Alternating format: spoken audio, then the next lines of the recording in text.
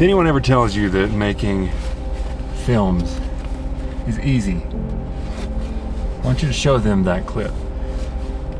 Because the lengths that I go to for my art are kind of extraordinary sometimes, especially given that I have a physical disability.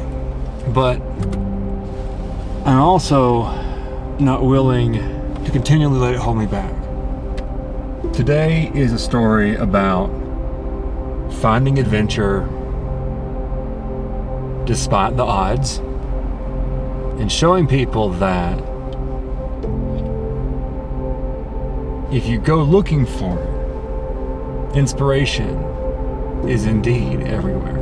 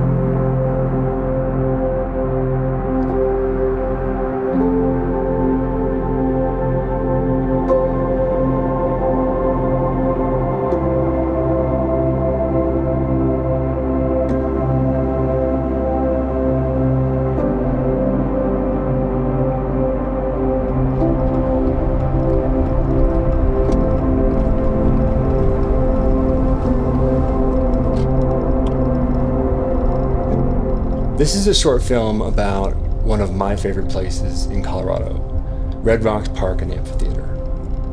For many people, Red Rocks is the preeminent destination for live music, but for me, it's not only that.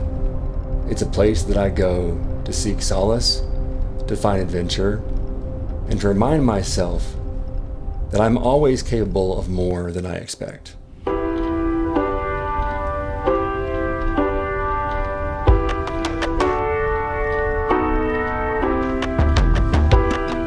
Over my lifetime, adventure has been a relative concept. When I was young, it was 50-mile canoe trips and multi-day hikes. And I knew eventually that I wouldn't be able to keep up with that lifestyle. I didn't, however, expect that to land when I was in my mid-30s, when I became a double amputee. And while I'm incredibly grateful to my prosthetics team, I still can't ignore the fact that my range is severely limited compared to what it used to be. Many people go to Red Rocks for the music, others for yoga or for a sunrise church service. I went for a reason that was just as spiritual. I needed to wear my legs and feel my feet on the ground. People talk about being grounded and feeling the earth beneath your feet. For me, it's a very real sensation. I need to feel the ground compress underneath the sole of my foot. I need to know that I'm capable of walking and moving upon this earth, and that I don't need equipment that is external to my body.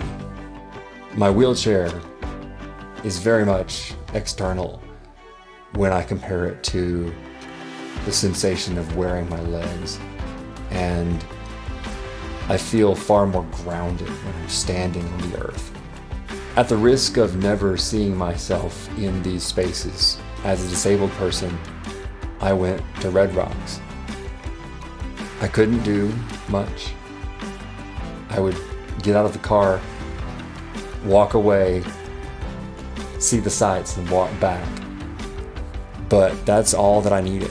And I can't tell you how empowering that was to be there under my own power after being away for so many months.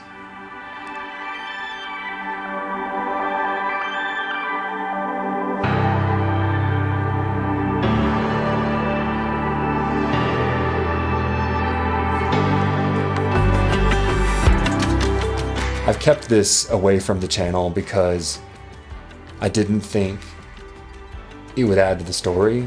In fact, I was deeply concerned that my disability would become the story rather than simply a portion of it. I realized I've worked too hard.